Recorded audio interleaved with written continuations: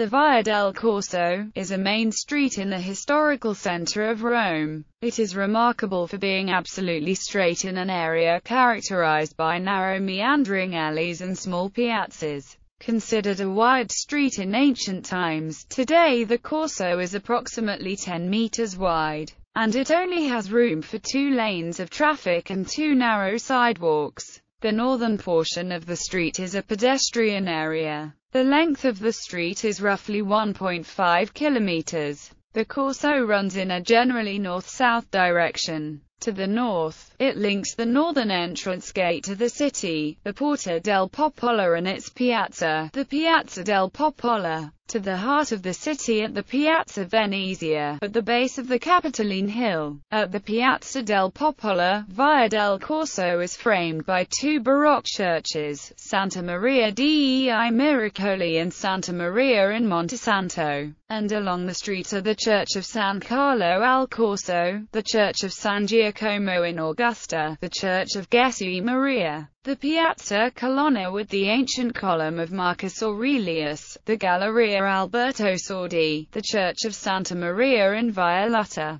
the Oratory of Santissimo Crocifisso, the Church of San Marcello al Corso and the Palazzo Doria Pamphili. From the 15th century, the road served as the racetrack during the Roman Carnival for an annual running of riderless horses called the Corsa dei Barbari, which is the source for the name Via del Corso. Today, the Corso is a popular place for the passeggiata, the evening stroll for the populace to be seen and to see others. It is also an important shopping street for tourists and locals alike. History. The history of Via del Corso began in 220 BC when Gaius Flaminius Censor built a new road to link Rome with the Adriatic Sea in the north. The starting point of the road was Porta Fontanelles, a gate in the Servian city walls near present-day Piazza Venezia. In its first miles, Via Flaminia cut through the plain between the Tiber and the eastern hills in a straight line. The Field of Mars, as it was called, was at the time used as a training ground and pasture. Numerous tombs must have lined the road similarly to the Appian Way. The open area outside the city walls went through a process of urbanization during the late Republican and early Imperial Age. The city gradually spread towards north and monumental public buildings were built along the road.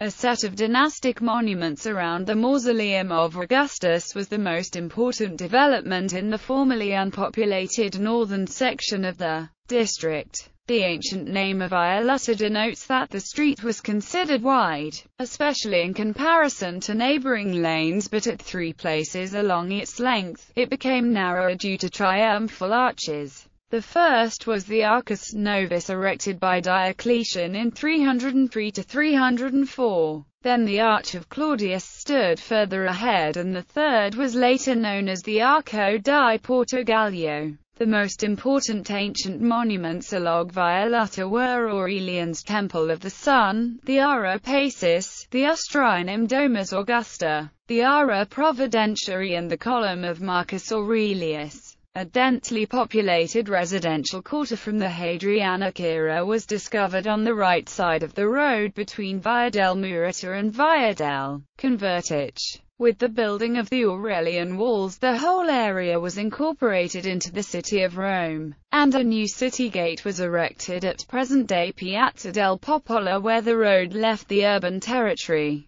From around the year 600 AD, the Corso accommodated a welfare center linked to feeding the populace at Santa Maria in Violetta and granaries at its southern end. During the Middle Ages, the Violetta, the present de Corso, effectively denoted a boundary to the city which mainly developed to the south and east of it. From the 15th century, the Via del Corso became a fashionable street for new or renovated churches and new palaces for the nobility. However, by the mid-17th century, the street remained a mixture of different scales and architectural styles, some unfashionable. A number of churches lacked facades and some buildings were a combination of structures from different periods or were simply incomplete. The lack of regularity and decorum of this principal street of the city meant that it became a main urban priority of Pope Alexander VII.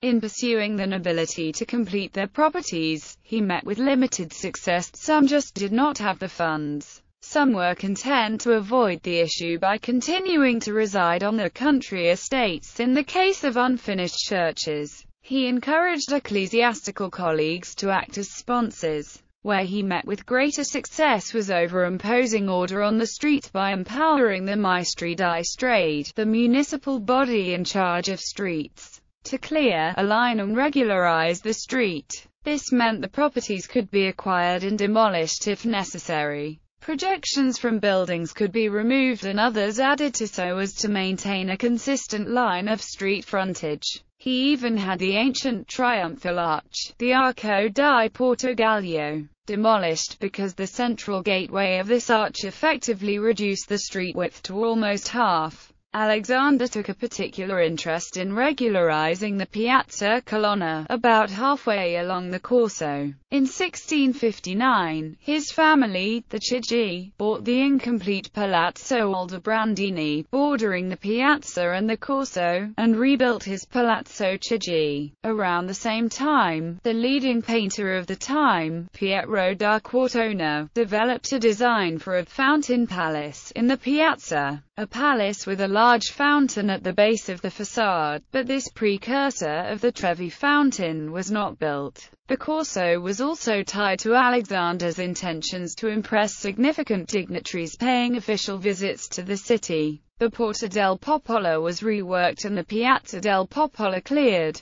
The two Baroque churches facing onto the piazza marked perspectivized vistas along the Via del Babuino to the left, the Via di Ripetta to the right, and at the center, the straightened and regularized Via del Corso leading to the Piazza Venezia. This complex of streets is known as Tridenta.